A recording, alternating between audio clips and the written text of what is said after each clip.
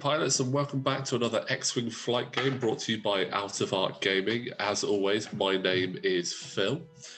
Today we have another game on TTS, and I am joined by... Hi guys, I'm Amy. I'm happy to be back. Hi Amy, welcome back. That's 3 videos in a row you've done commentary for. Anyone might say you've got a little bit of an addiction there. Yeah, hands down. X-Wing is one of my guilty pleasures, I have to admit. No, well, I'm glad about that. It means we can get you on the channel to play and talk with us, so that's fantastic. So today we have another game with a 2-ship build in it. This time we actually have Conor on the left flying a 5-ship build Scum, and myself flying the dreaded dual defenders. But I think what we'll do, Amy, did you want to go through Conor's Scum list first?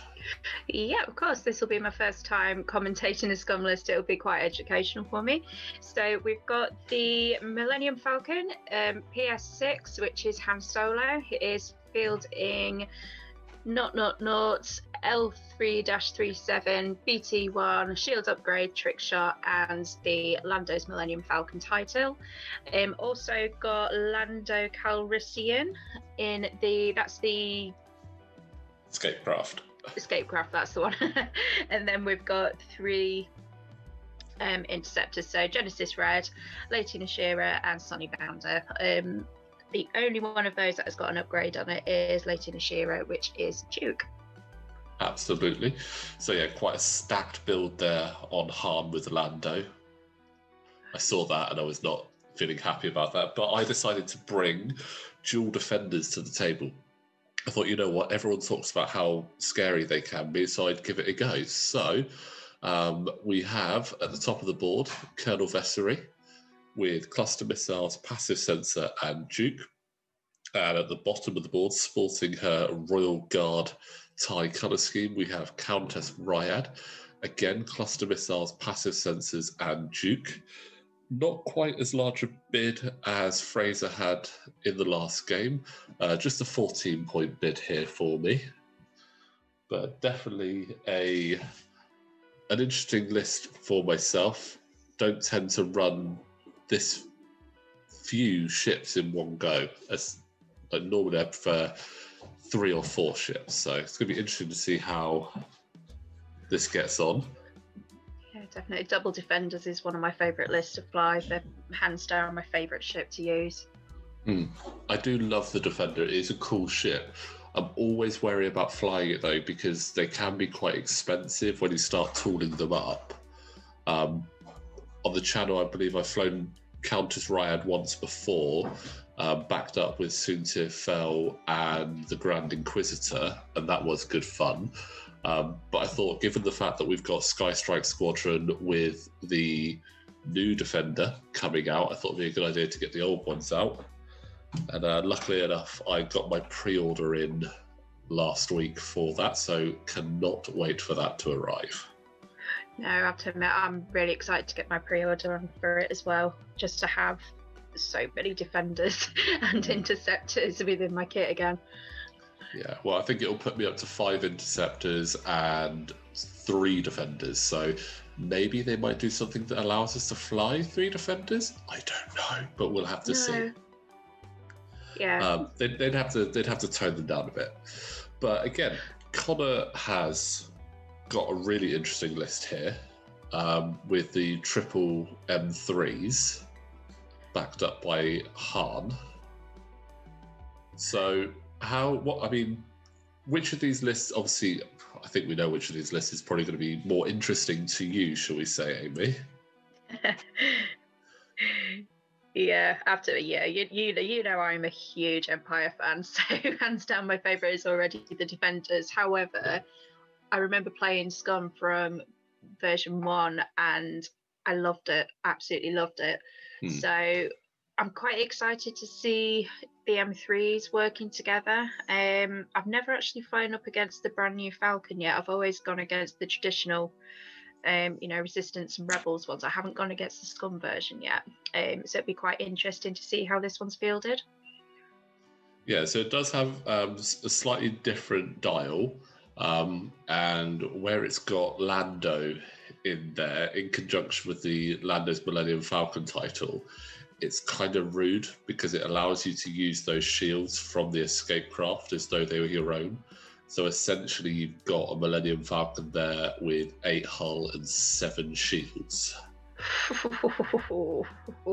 And then when those shields start depleting, you basically fire Lando out and you've got another ship running around with a 2-dice gun. Yeah. So it's an interesting one, and it is nice coming up against the Sikhs because you don't see them that often, to be honest. No, I have to admit, where I am in Lincoln, there's not many Scum players, so it's always really nice to see Scumless flying. I think there's a couple of local guys with some Fang fighters, and I think maybe a fire spray or two, but in terms of seeing the M3s and the Falcon and especially the little escape cargo shuttle, it's really nice to see. I mean, to be honest, we have quite a mix down where I play. There's a few people that are predominantly Scum, so we do see them quite often. But it looks like we're going to have some shooting quite early on here. Now, I mean, if you were flying the Defenders, what would you be thinking?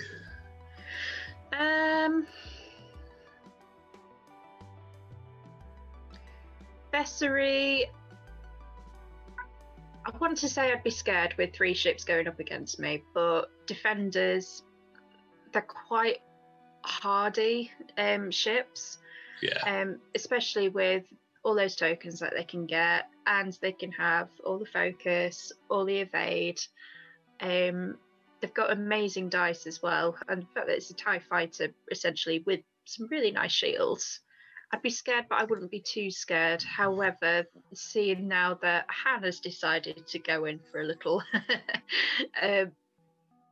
ganging up on him, yeah, definitely, especially after seeing him boost and turning around there. Yeah. I mean, I'm not going to lie, when I saw the absolute swarm coming at me, I was a little bit concerned at this point. But again, Defenders are very hardy ships. I mean, they've got a great stat line. 3 red dice, 3 evades, 3 hull, 4 shields. And a really good dial. Like, especially if they want to be going fast, their dial is really quite good. But luckily, Han is actually turned in a position where he can't get a shot at me because his arc is left to right. So that actually works out in my favour. But we do have the first shot, and that is actually from Genesis Red onto Vessery, as Conor does have the initiative in this round, or in this game even.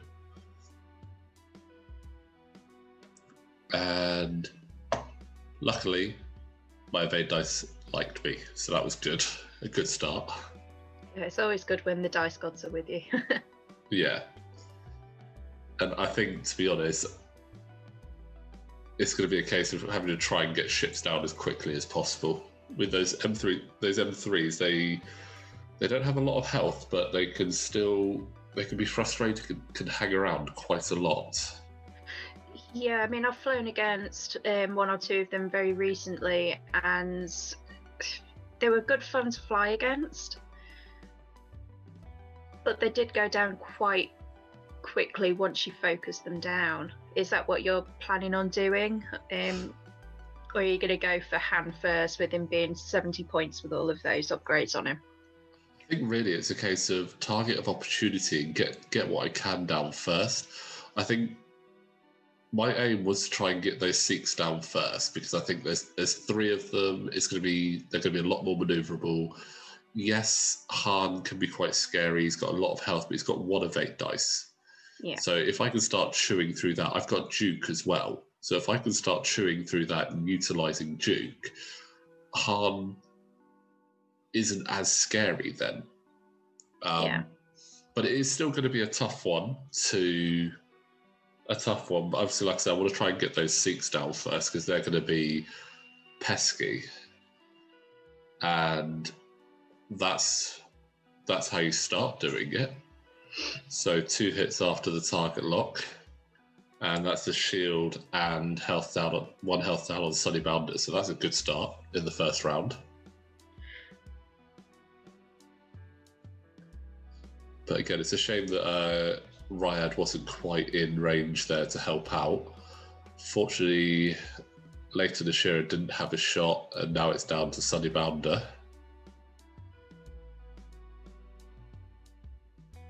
Putting my dice down and they're flying all over the place.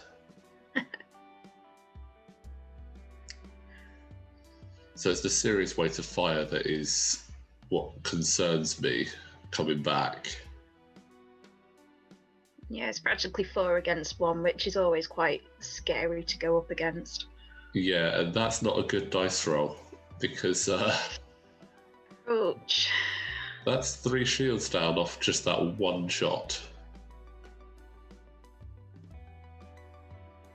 And you got to think each shield for me, like it's a lot. It's a lot of points. If you got points per hit point, that would be a lot of points that Conor would have just gained there. Yep.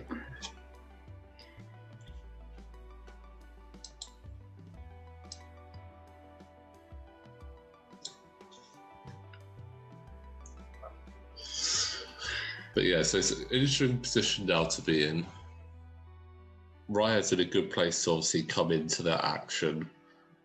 But Vesri's, I think, one of the advantages, I think, because Vesri flies before Genesis Red and Han Solo, it gives me a little bit more scope to move. But Leighton and Sunny are in just the right position to get right in the way there. Yeah, so you could potentially go for a tactical bump, which sometimes is quite handy, especially if you wanted to pin down certain ships. But yeah, Ryad has definitely got loads of room to move about. And also, defenders are very tricksy as well, which is why I like flying them, especially with all those K-turns, especially on Ryad as well. Oh, especially on Ryad. Ryad's K-turns are crazy. I mean, obviously, again, you're a big fan of the Empire. How would you build a double defender list? Would you build a double defender list similar to this, or would you go more leaning towards cannons? Would you choose different pilots? My favourite one to use is Ryad and Braff, Rex and Braff together. So I stick exactly the same upgrades on them. So I usually do heavy laser cannons, passive sensors, and marksmanship.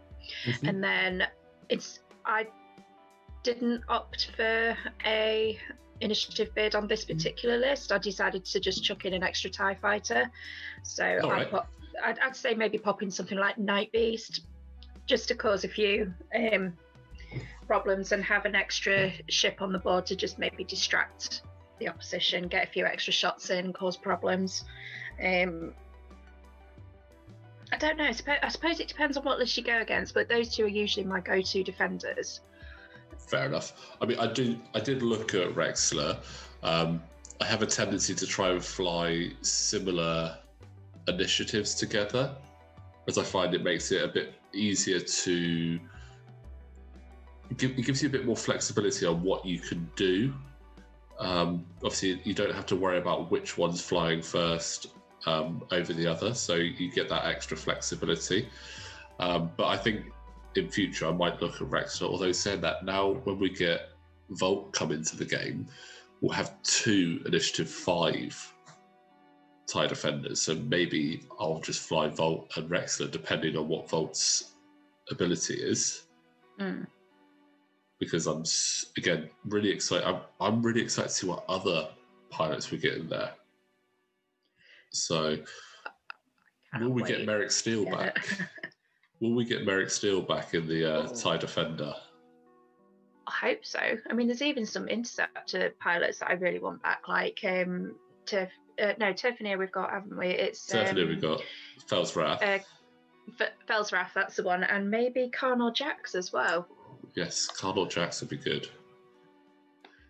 So yeah, it's going to be interesting to see what new pilots we actually get in there. Yeah.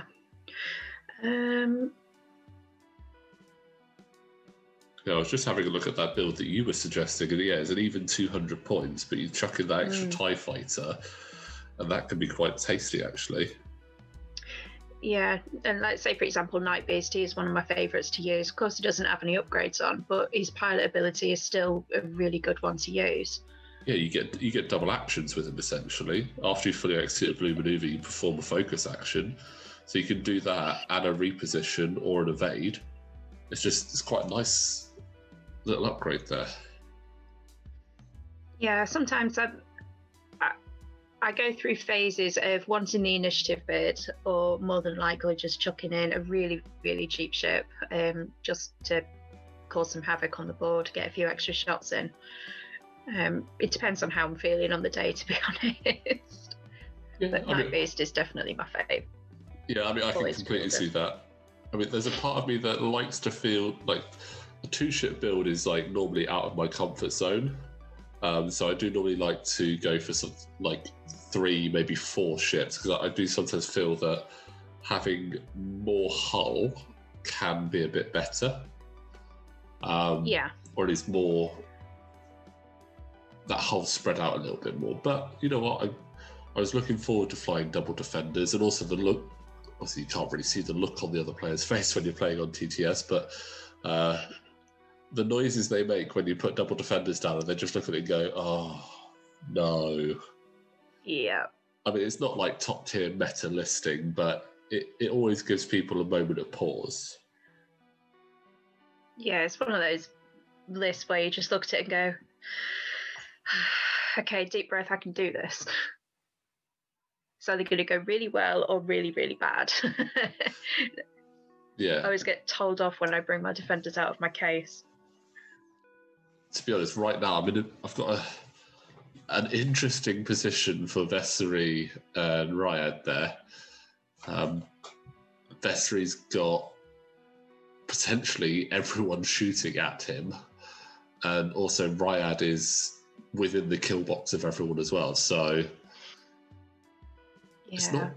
They're going to have to play very defensive to get out of that. And Hahn does get to go first. Luckily, not obstructed, so trick shot doesn't come into play. Because Hahn can be brutal with those upgrades. Yeah, and he has got quite a few on there as well.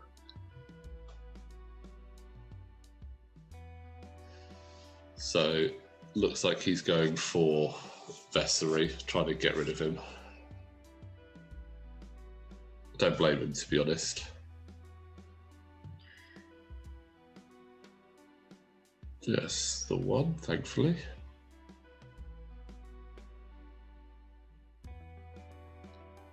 You going to spend the focus? Yeah, force me to spend the focus. When you've already taken 3 shields, that extra shield would be half points, so you'd be looking at 47 points given away straight away.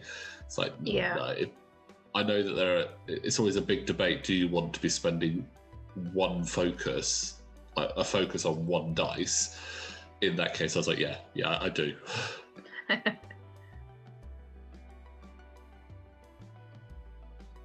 We'll see. I mean, it could go badly. There we go. So far, definitely happy that I spent that focus when I did. Yeah.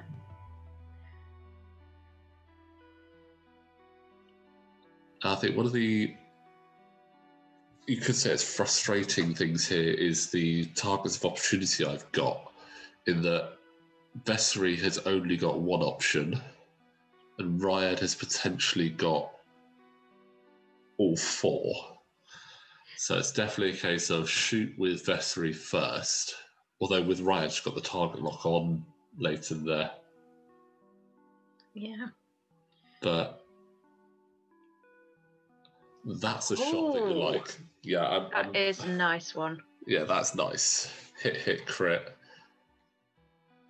And I gained the target lock there as well, because Leighton was already target locked through Riyadh. Vessery's ability kicks in, allowing me to gain that target lock. And we're just at this point trying to debate whether it actually allows me to then spend that target lock straight away when you gain it. Because I'm not sure, because with Ray, with her ability, when you've got her with like Corsella, Rose, and Finn, you can basically gain that target lock and then spend it straight away. So we called that I could, and I got a crit out of that as well. So hit, crit onto Leighton there. With 1 evade, so duking that down.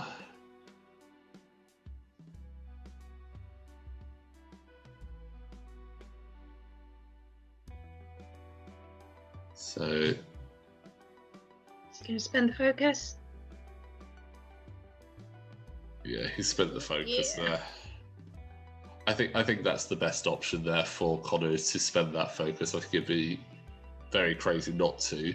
So it's crit going through. So 1 shield, 1 crit. So it'd be all comes down to what you get on that crit. If it's going to be something good. Yeah, maybe something like hull breach or direct hit. I mean, a direct hit would be lovely, but this one was a damage sensor array. Okay. So it does mean that with Ryad now, I do have sort of like the options of like just checking the Archon there. See if we catch Sunny. So no, Sunny's in and we don't catch. So it's almost like, 100% go for Leighton there. See That'll if be we done. Yeah, see if we can get Leighton off the board, and then that's 1 less shot coming. Like that. Another 2 crits, spending the target lock. These are some hot dice. These are some nice dice. It'd be nice if I could take them out of TTS and actually have them in real life. And you don't need to, but you use Dukes. So that's hit, crit onto Leighton there. So that's a bye-bye Leighton, unfortunately. Oh, gosh. And it was a fuel leak into a hull breach. So, yeah. I mean, normally we'd try and obviously work it out. There's a couple more cards that need to come in. Yeah, there we go. There's the other card, which was a direct hit.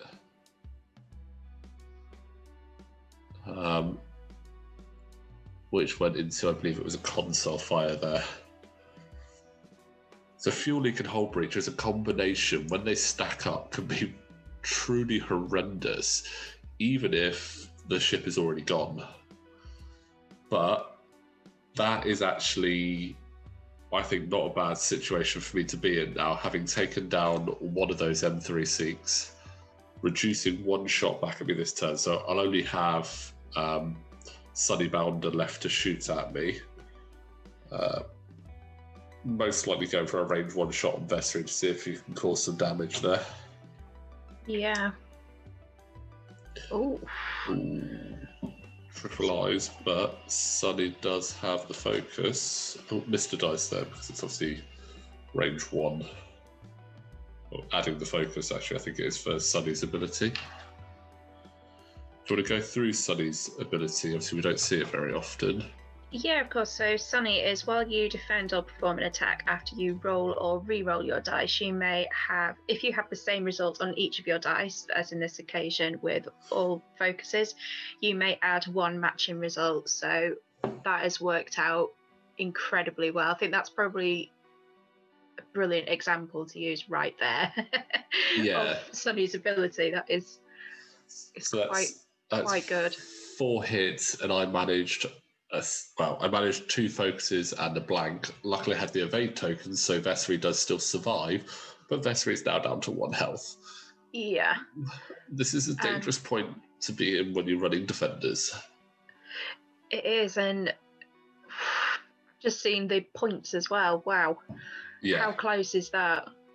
I mean, I've got 1 ship down and 1 ship on half, and Conor is currently 4 points behind me, and all he's done is half point a ship. It just goes to show you the difference in points cost of my ships compared to his. I mean, both of my ships are more expensive than every single one of his ships, like individually. And in fact, let's have a quick look. So the three M3s are only just 1 point more expensive than Colonel Vest 3, totaled up. Just shows how chunky and expensive the defenders are. Yeah. But then again, when they look that cool, you kind of hope that they stick on the board for quite a bit. Oh yes, definitely. I mean, the defenders are a cool ship. I remember seeing them in Rebels and thinking, yes. Yeah. I tell you what, when they showed the Defender, like, that was really cool. But I was more excited when they showed the Interceptor on Rebels, because I love the Interceptor is probably my favourite ship. And I think that just looked so cool, just spinning around in the Sky Strike episodes. And to be able to actually get the Interceptors in the Sky Strike colours is going to be really cool, because not only does it fit with my faction colour that I already have for my Imperials, it's just the red on it is quite, although it's quite vibrant, it's also like, it's not in your face, kind of like the Royal Guard reds are. Yeah. It is a nice colour scheme. Really nice colour scheme.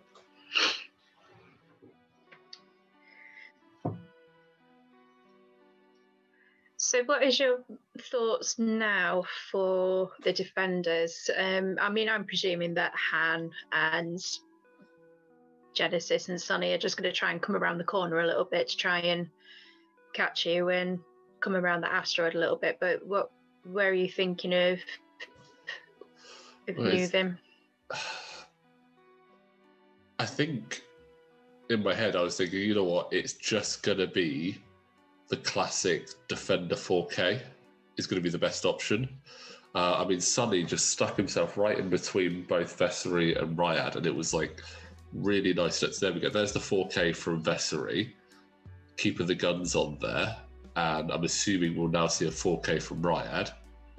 That way I can sort of concentrate my fire back into them. Yeah. So, and obviously with the 4K being white, I get the evade for free and then take a target lock. I mean, 4K with 2 actions, that's insane. Again, probably why they're so expensive. But it kind of makes sense. There was no point me running away with Vessery. He's on 1 health. I wouldn't be able to get far. I don't think I'd be able to get far enough away that it would be okay. So I may as well try and stick in the fight and do as much damage as possible. Yeah, I mean, to be honest, I've seen loads of games. I mean, I've done it myself on one occasion. You can quite easily, depending on how you fly it and how your dice rolls are, have a ship on the board with 1 health and still do incredibly well with it and take out a ship or 2. Yeah, I mean, you can't count a ship as down until it is actually down. I mean, sometimes ships are more dangerous when they're damaged.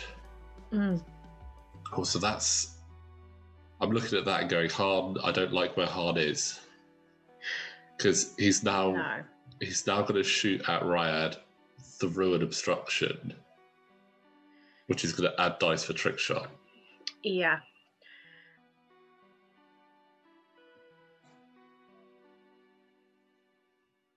And then, of course, Han's pilot ability kicks in as well. So while you defend or perform a primary attack, if the attack is obstructed by an obstacle, which is, you may roll 1 additional die.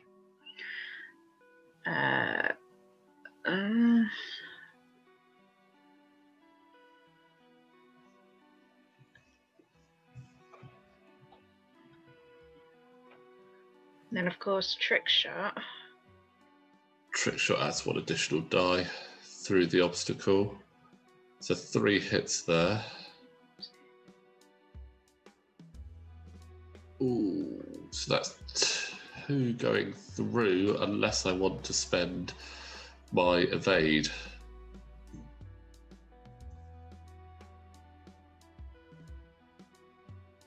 Are you going to spend it or risk it? I think I just took it, to be honest. I still had the 4 shields, so risky, but it's worth it. I mean, right now I kind of want to just almost guarantee taking out Sunny Bounder there with either Ryad or Vessery. I think I'd probably go with Ryad because I'm not quite. Well, saying that, looking at how that arc works there, I think Ryad does also have Genesis, so it would all depend on who's got what range. But I definitely want Sunny Bounder down. And if I can cause a bit of damage onto Genesis as well, that would be good. Hit crit coming through. Oh, it's getting tough.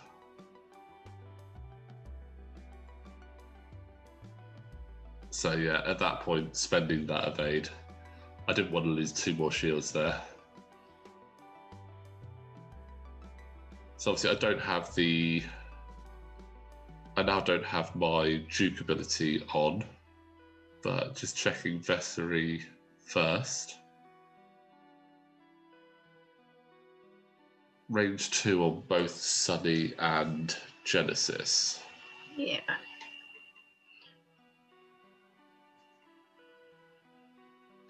So, and the target lock is on. I've got the target lock on Genesis there by the look of it. Actually, it's hard to see I've got the target lock on there because you can't quite read it. Yeah. But there is a target lock on both.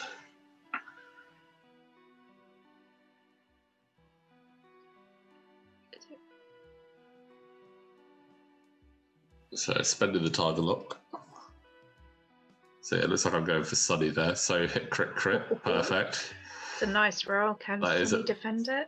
That's a very nice roll. Sunny doesn't have any tokens, so it's guaranteeing 1 going through. Yeah, well, that's guaranteeing all 3 going through there. So that's hit crit. That's Sunny bounded down. So that's not too bad. 2 turns in a row, and that's 2 ships down. Yeah. But it is still 3 ships against 2, so... Yeah, still 3v2, because obviously you've got Genesis Hard and that plucky escape craft in there as well. And Han's quite chunky as well. He's got 8 hull and 4 shield as well, so... Yeah, and that's even before, as we said, you take into account Lando.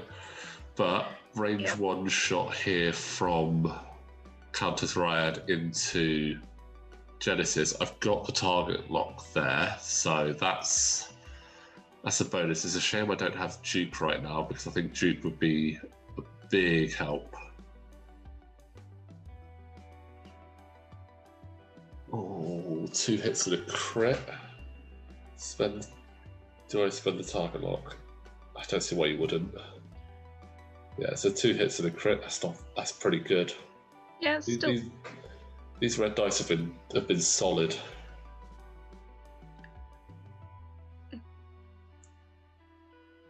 Oh, that's just nice. Oh, you got to feel bad for Conor there though. Like these dice have been brutal. And what is the crit? It's not a direct. It is a wounded pilot. So right. I mean, a direct hit would have been amazing right there, but a wounded pilot's still not great. So after you perform an action, roll 1 attack dice on a hit or crit, you gain a stress token.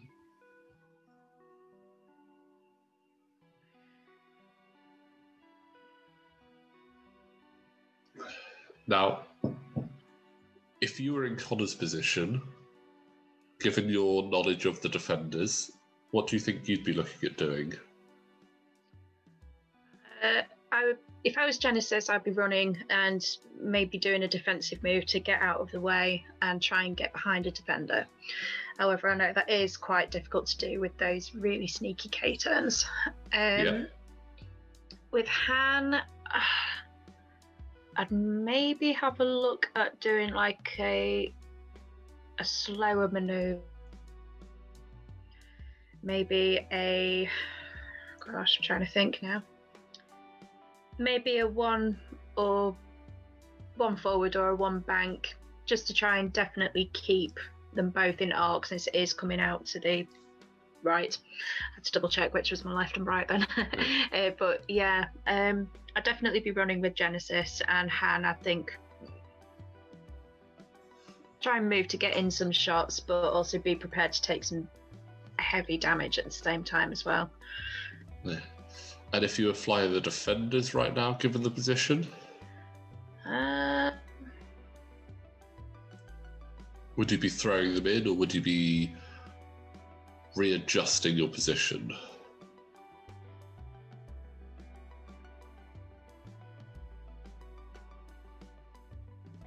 Ryad, I would probably do some form of a K-turn. Vessery, I don't know. I think I'd probably do K-turns again with them just to finish off Genesis. However, well, there's one K-turn. Yeah.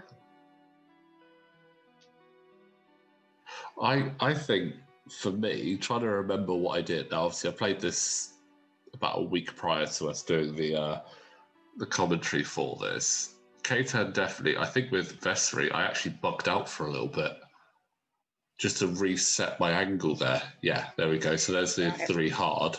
And I think, boosted as well, just to get a bit more distance so that I can then, yeah, there we go. There's the boost. This way I can try and actually come back in at a better angle, hopefully coming in with Ryad and Vessery at the same time. Yeah.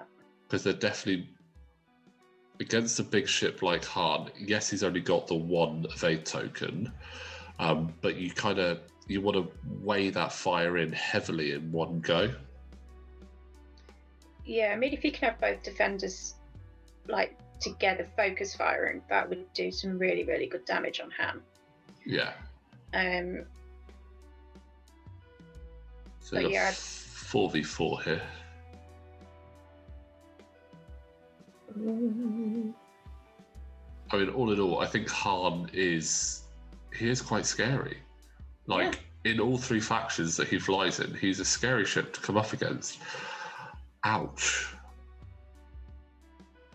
Ow. And again, I'm taking a lot of hits, and the red dice seem to be very good in this game. The green dice, not so much. So, yeah, spending that evade to only take 1 shield there, I think that's a sensible option. Yeah, I mean, it could have been worse. Yeah, I mean, it loses that opportunity to use Duke on Genesis, but Genesis has only got 1. So...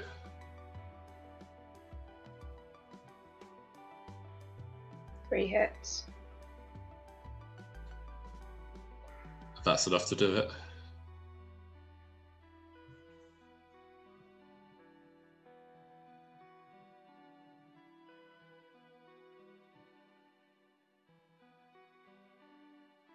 And is that the stress coming in from his wounded pilot, or is that... Yeah, that was his wounded pilot one, so he's got the stress. So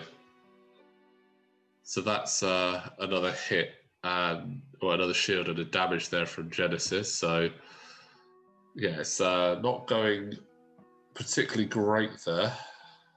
Defender's taking a lot of damage. Now both of them are half-pointed.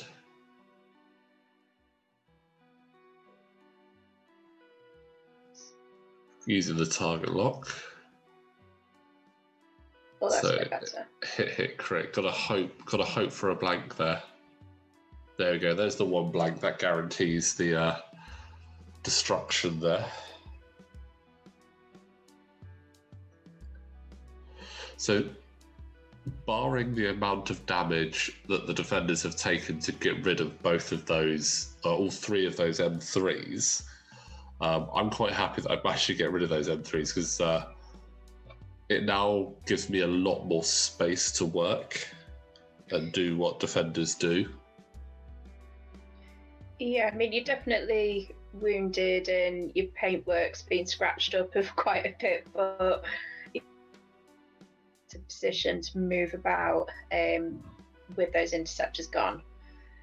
However, the Falcon and the escape chute are both undamaged, and the escape chute still has to undock as well. So it'd be quite interesting to see where and when that happens.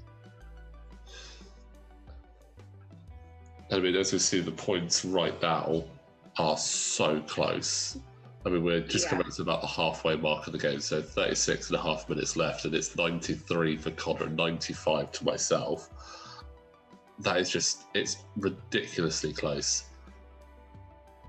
But it can swing so quickly. If Conor can get 1 point of damage in on Vessery, he's gone. 2 on Ryad, she's gone. I'm living dangerously at this point. So I've really got to try and make the best of my approach onto the Falcon. Yeah. I mean, I think it's safe to say the Falcon's probably going to do another one bank just to come around and keep the defenders within arc. Yeah. Where the defenders are going to go, I don't know. I mean, Ryad, I'm kind of expecting another one of those fancy K-turns. Why not? Vessery, some form of hard to the right just to try and swing round. Or a K-turn.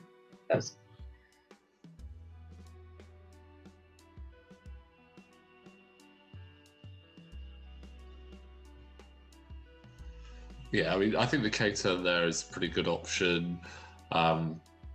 It gets me set up to have an almost open approach of where I want to come back in.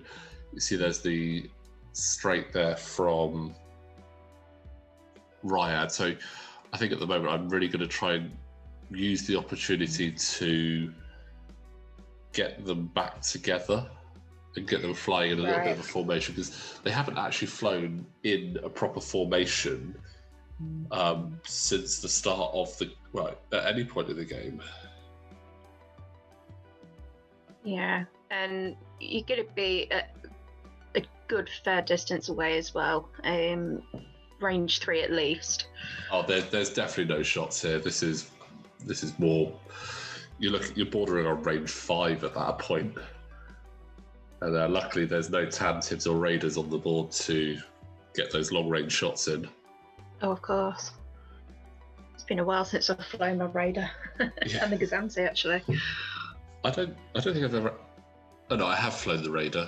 I did fly it once. When I've played Epic, I've flown the Gazanti more than anything else.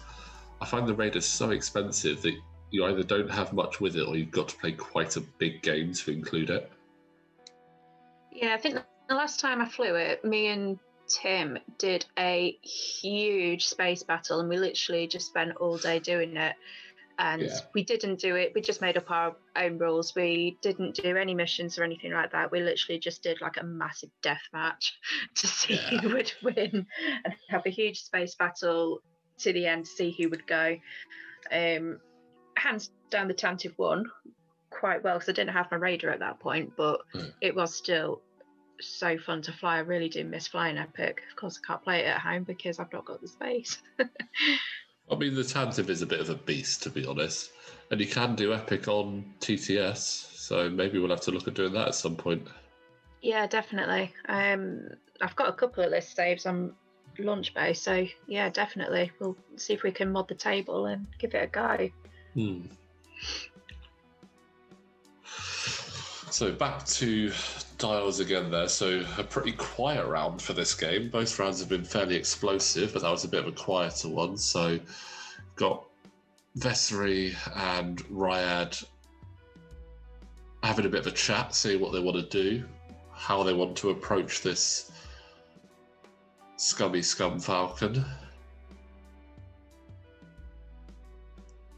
I think at the moment, the ball is very much in Conor's court. He can almost decide where the action is going to be. Yes, I'm faster, and yes, I can catch him wherever he goes, but he's got all that health and all that power. Oh yeah, I think I managed to accidentally delete one of my dials as well. So just having to try and reset the dial back on there. Oh no, it looks like I deleted both of my dials by accident. It's easily done now. I've done it loads of times. Even deleted ships off the board quite a few times as well in the early days of learning how to play on this one. But quite fortunate that I don't think I've managed to delete ships. I've managed to delete all my cards, and I've managed to delete my dials, but I haven't, luckily, not deleted any of the ships yet when they shouldn't be. I think this is only my fourth or fifth game on TTS that I played. So, but again, I'm really enjoying it. It's getting me a chance to actually play X-Wing and test out some of the lists that I haven't done yet. And also try out lists that I don't actually have all the ships for yet. I mean, with this one, I can actually do this. I do have both these ships and in both these colour schemes as well. Yeah, I mean, I don't necessarily play Scum a lot, and I haven't got as much of the ships that I would like for Separatists, but with TTS I have got the option of playing it, which I really do like. And not only that, I mean, as we keep saying, we've known each other for years and we've never actually played against each other, so this has given us a really nice option to actually play, even though we are miles apart. Yeah, it does have that advantage there, so. Yeah. But it looks like it's going to be another quiet round in the game again. Ryad has done her 4K to turn around. Vessery is starting to make an approach down to that corner. So looking like it's going to be a case of trying to trap Han in the corner and whittle him down. So we'll just have to see how effective that actually becomes. Yeah. I think I almost want to get myself... I think one of the advantages as well, because I fly first, if I can try and tactically bump the Falcon so that it can't shoot one of my ships, and then have the other ship in a position to shoot Han without being affected by... well, without being in his arc, that would be amazing. It's not going to be easy, but it's certainly possible.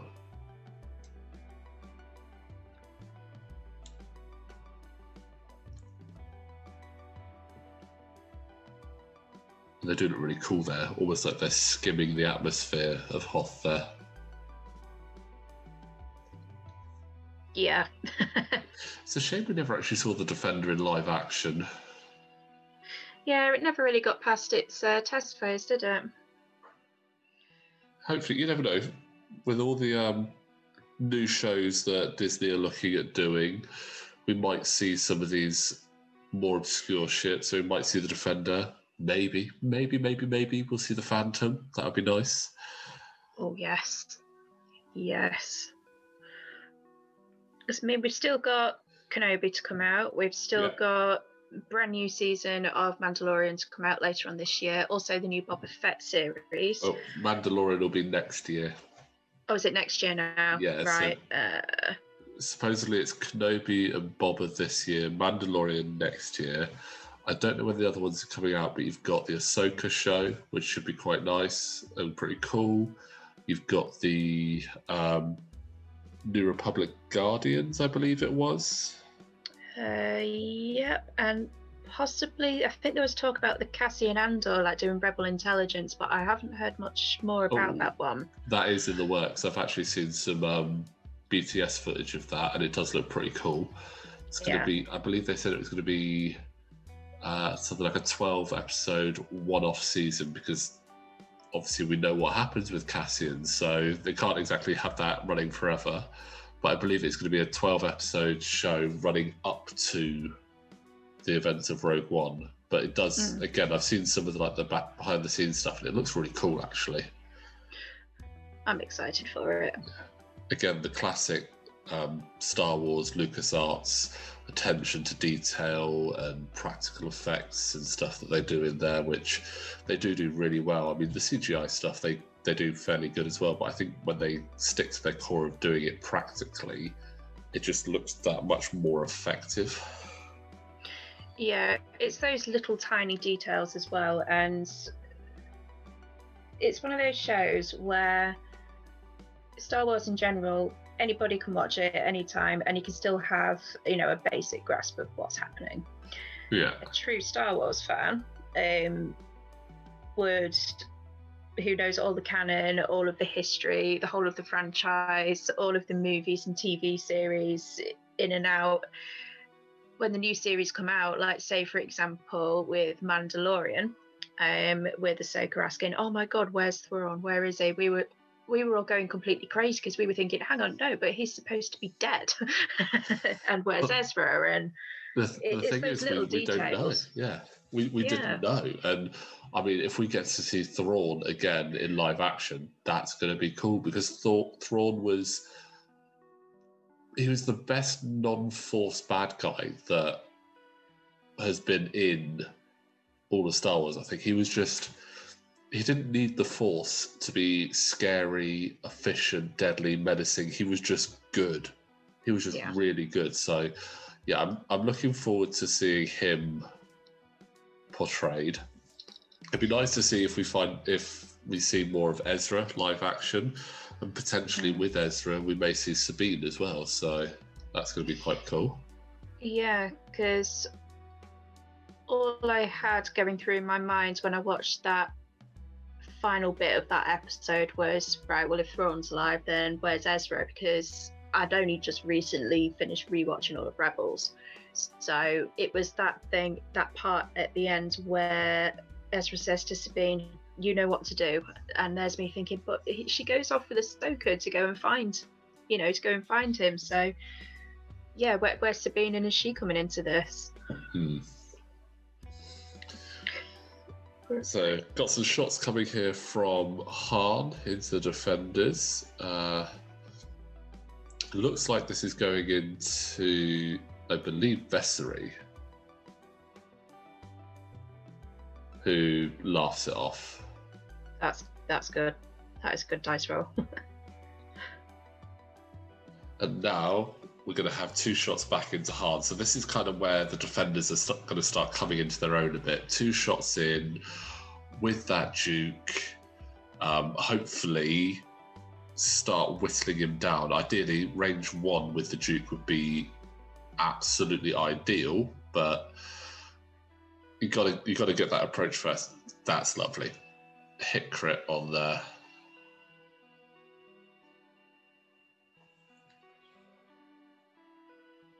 So duking that down, most likely going to focus it for no damage, but there's the focus gone. Yeah. Now here comes the range 2 from Vessery. So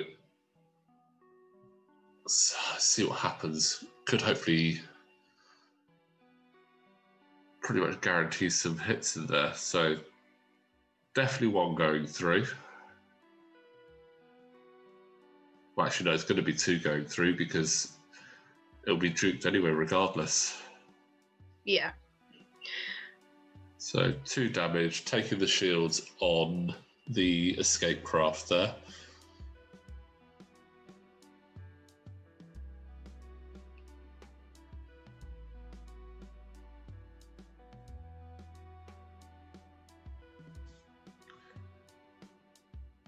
So now wanting to try and keeping close now. I think it's a little bit of an awkward position because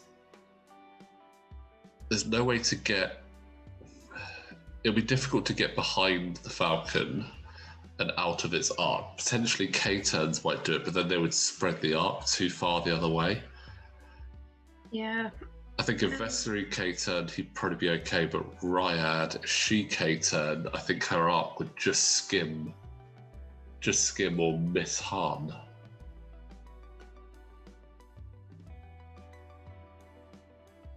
Yeah, I mean, I suppose Han's got it quite easy. I mean, I can sort of see, or to see, one bank. Well, it's going to have to be a turn of some description anyway. So it's a large base ship, and it's quite close to the edge of the board. All depends on if he decides to go a bit faster in. Yeah, maybe a two bank or.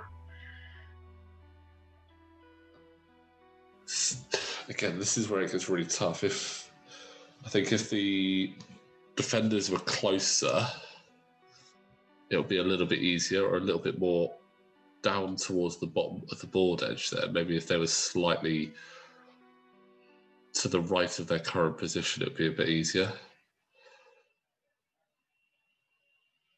Oh, going for the block there then. So unless you did something big like a 3-turn, that's definitely bumping. Mm-hmm. I'm not going to lie. It is going to be good. What do I do next, though?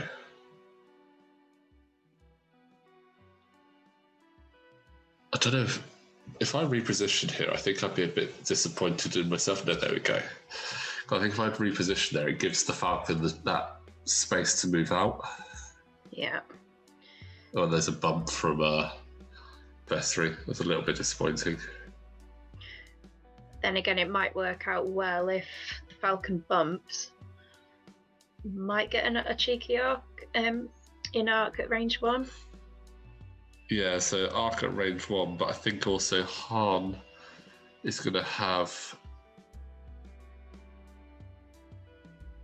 Does Han... Yeah, Han's easily got Vessery, so if Vessery can survive that and get some damage in, great. If not, it's going to be a bit tough. Yeah. Because he's got no tokens right now.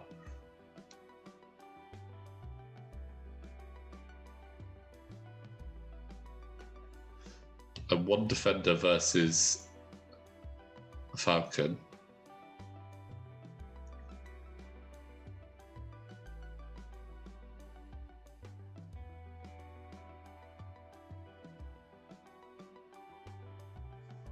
I'm almost scared to look. I can't.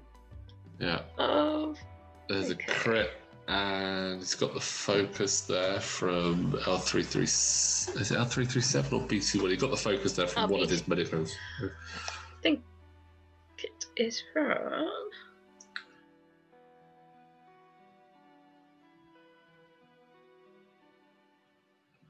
No, it's from 000 actually. You got the calculate. Yes. So I decided to give it the calculate rather than strain myself. And bye-bye, Vessery. No. You flew so well. Yeah, I have to admit, to stay on 1 health for as long as it could was still a really, really good.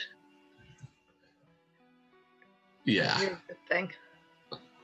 I mean, I think, yeah, he took a lot of damage early on, but he managed to, between him and Riot, they managed to dish out a lot of damage, take out all 3 of those M3s, and put 2 shields worth of damage into the escape craft. And I know the overlay hasn't updated at this point, but there is 2 shields down on the escape craft, and you can see that if you look bottom left of the screen, you can see the 2 shield tokens flipped over. Yeah.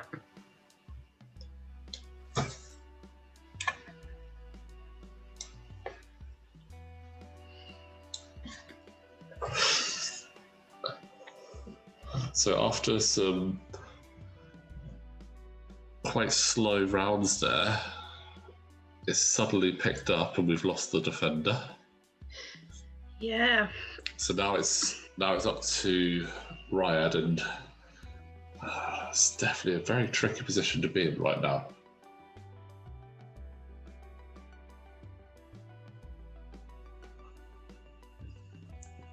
Okay, turn up. Yeah. It's done.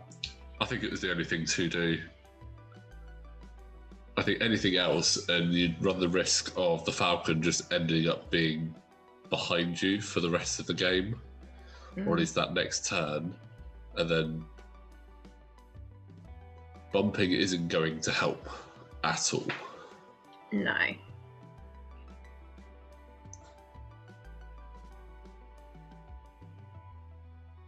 Oh, but that could be quite nice. all depending on Yeah. where that arc is and what he decides to do. If he boosts, then arc's definitely on, but it all depends on whether. Yeah, there's the boost. So he's going to trying to keep that that range 1 in the side arc so that he can use some of his other abilities there.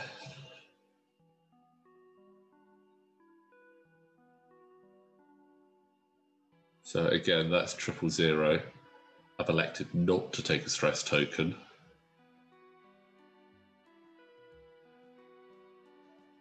Because although I could still K-turn with a stress token, I wouldn't be able to remove said stress token, and I want my actions. Yeah.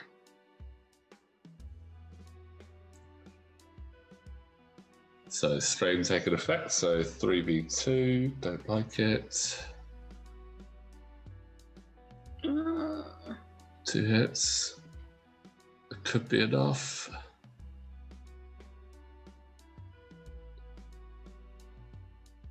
So spending the evade and spending the focus. So stripping myself of tokens. But I think that's definitely a good option there. I want to survive from that. I don't want to die. Yeah. I mean, it would have been nice to have the Duke right now to really try and mess up his day, but I've still got 4 shots coming in and That's 2 a hits nice and a roll. crit. So, I mean, I will take that. Yep, 2 hits and a crit. So that's going to be the final shield on Lando and 2 shields off of harm there. Now updated on the overlay.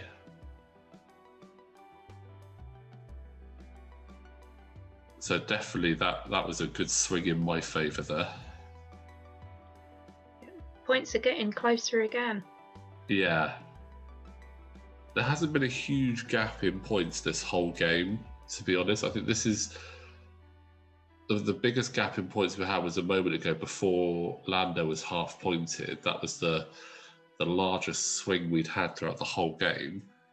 And now it gets to a really, really interesting position.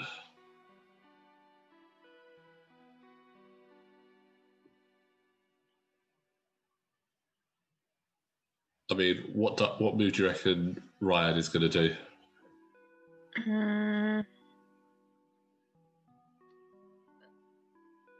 It's Riot. I'm gonna have to say some form of K-turn and then boost or something to get a little bit into a closer arc. Well, I'm trying to remember, and I'm pretty sure I just do a 2k turn. Oh no, Yeah. it's a 3. A little bit further. It looks like a 3k turn, actually. But I think right now, get behind him. Yeah. Will he twist his arc round, or will he boost?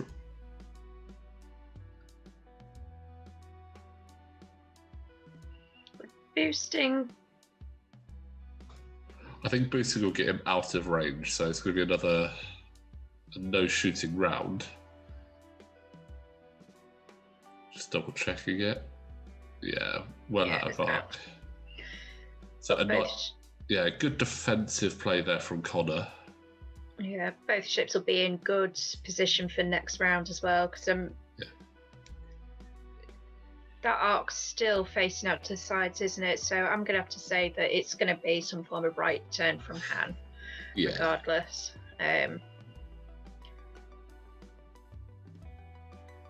still can't believe how close this game is, and there's still like 12, 13 minutes left on the board. Yeah.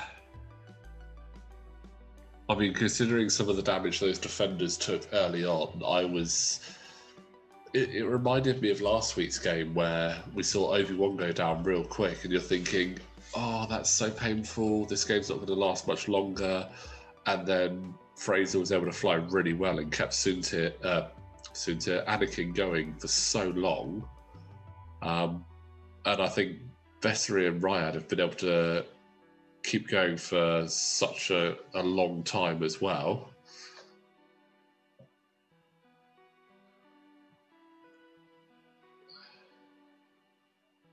And just now seeing what Han's action is going to be. I don't think we're going to get a shot from Han here. I think he might be just out of range. So he's right on, if it is in range, yeah, just out of range there, so. And now we're getting back up to where the original action was all happening towards the top end of the board. Flying away from Hoth, they're getting cold.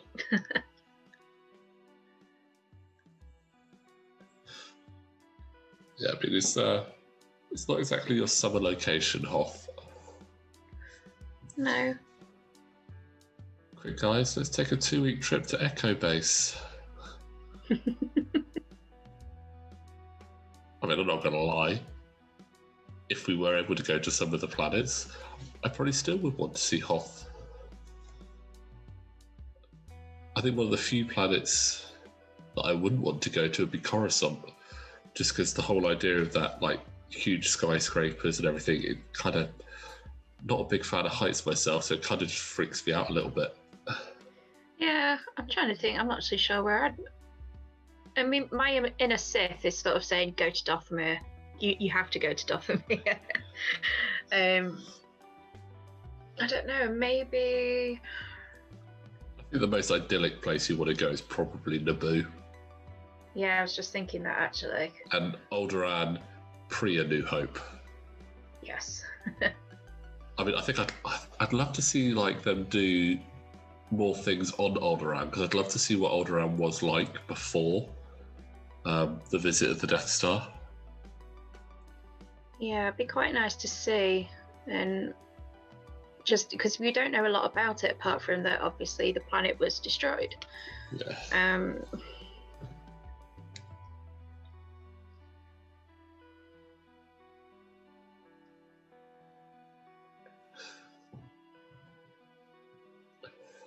So it looks like we're about to see the shuttle or the escape craft undock here. Just trying to work out, there it is, it's sat under. We're just trying to work out how to actually do it on TTS. But if you can just see, he is sat under there. So we now have the escape craft out. Unfortunately, it doesn't take it off the front of the Falcon model, which is a shame. But we do have the arrowhead is away. I have to admit, I've never seen a ship undock yet from TTS, so it's quite nice to see that. Yeah, I mean, then say that there's only 3 ships in a standard game that you're likely to see undock, which is the escape craft, either of the attack shuttle or the sheathopede on the Ghost, and the Nashtar Pup from the YV666. Yeah. And then the Nashtar Pup, I believe, is only when the YV666 blows up.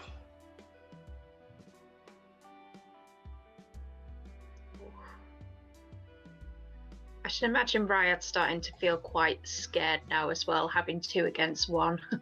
Yeah, the pressure is definitely on here. And, I mean, yeah, that's a range 3 shot, but Han does have trick shot in play as well. So it's a tough one. I've got no focus. I've got the evade token, so that's all on the defense. But then I've got Lando. Lando going to be shooting afterwards, and that's 3 hits and a crit. I don't like it. Ouch. I don't like it. But natural evades. Natural evades. And again, I've just realised there's something we forgot whilst we're actually playing. I should have had 5 dice there. Not that you needed it. Range 3 through a rock. So yeah, so natural evades, I mean... Ooh. I think we both just sort of sat back for a second. We're just like, yeah, that's crazy play. Amazing. Yeah. Like, the green dice haven't been terrible in this game, but that is definitely the best that the green dice have been all game. That was good. And then another range 3 shot from the attack craft.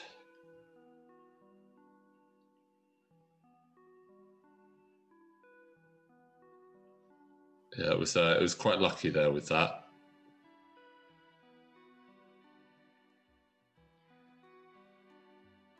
And there we go, another successfully evaded shot there from Ryad. And just for posterity, rolling that other dice for the missed one, it was a blank. So you know what? Kind of glad it wasn't rolled at the same time. It would have ruined the aesthetic there. Yeah. I definitely prefer 4 squiggles to 4 squiggles and a blank. It looks cooler. But now, to be honest, the Falcon and the Escape Craft, they're in a good position to start pincering. And they get to react to what I do because, well, actually, no, sorry, saying that the Escape Craft will fly first, but he can then try and block me and get a really good shot in, like really good pass in with hard on Ryad. So it's definitely kind of bringing it back to the early game where there's a lot more guns going in. Yeah.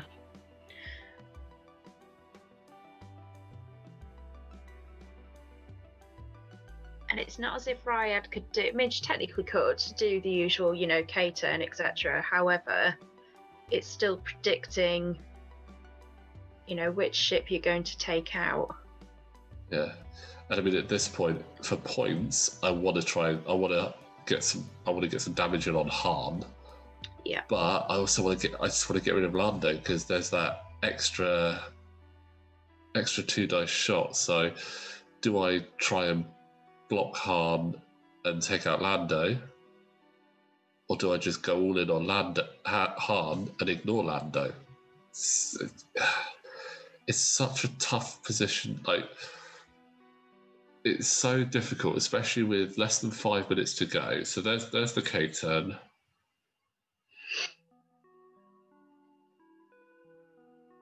What comes next? Barrel roll, yeah. So trying to block Han there. It's just nice to be able to do a K-turn and take an action after it. Yeah, so there we go. There's the bump. Perfect. Exactly what I wanted to do there. Negate any actions that Han would have. Although he is doing 000 to give himself the calculate, not that it's going to have any effect here. Obstructed shots. Does Lando actually have a shot? He might be out of arc there. Yeah, it looks like Lando is out of arc, so this works out pretty good. I get a free shot at Lando, and I'm not being shot at. So range 2, yes, it's through an obstacle, but as we've seen, we can get some good damage in there. Ooh.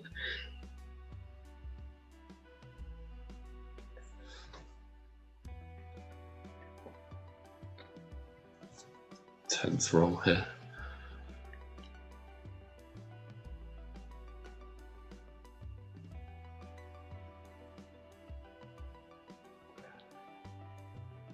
Here we go. Oh, that's not what you want to roll. That's disappointing. No. Probably one of the first bad. I think that's one of the first bad red dice rolls we've had in the game. That's a shame. It would have been really good to have got Lando out of the way there, because now Conor can really easily block Ryad. And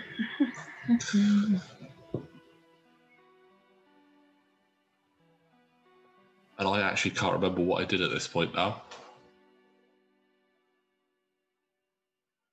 I mean, what would you be looking at doing, do you reckon, Amy, with Ryad? Another K-turn? Yeah, why not? It'd be rude not to, and it's one of the only ships that can do so many K-turns and have actions. Might be able to get behind the arrowhead, because I should imagine Lando's going to try and do a slow manoeuvre forward. Lando, I'd like to see maybe like a 1 bank to the left. Well, you went with the 3K instead. Oh, okay. Which is, I think, is actually a fairly good option, to be honest. Oh, so then, yes. Yeah, 4K.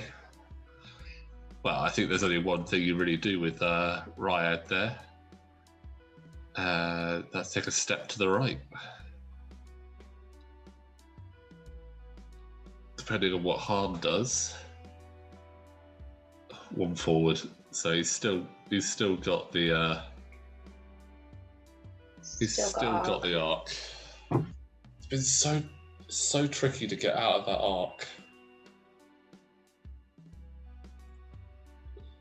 It's the problem with going up against like a large or a medium base ship, especially a large, because bases are huge. Yeah. The arcs have got such a wide range on them. 2 hits. Oh. Question: spend the evade or not spend the evade? Take one. Take him 1. Yeah. Yeah. To be honest, 40 odd seconds left, and I'm now going right. I need to take Lando off the board or half-point Hahn. To half-point Hahn, I'd need 4 damage, and I don't think I'd be able to get that through, so just going for ship kills here. Hit crit. Well, guaranteeing the crit going through with Duke.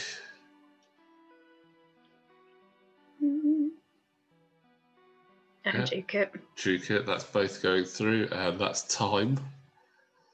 So that is the escape craft down, but still not quite enough points. So close. A really well flown victory there for Conor, 140 to 130. I'll tell you what, I hate Hahn. He's so good. I mean, Conor did really well there. I mean, the defenders were amazing, and this game really shows me why you can't do triple defenders. I mean, a 3rd defender in there would just be unfair. It would just be too powerful. But yeah, I mean, Conor flew that really well. Like, he knew exactly what he knew what he was doing with it, and he did really well with Hahn. So yeah, good game there, Conor. It was good. Well done, and well done as well to you, because the defenders lasted really. Considering it was 2 against 5 ships, yeah, still amazing points on the board. So yeah, well done to you as well. Yeah, thank you. I mean, would have been nice to get a bit more damage into Hahn, but yeah, good game. Really enjoyed that. But yeah, well, again, Amy, thank you very much for joining us for some more commentary.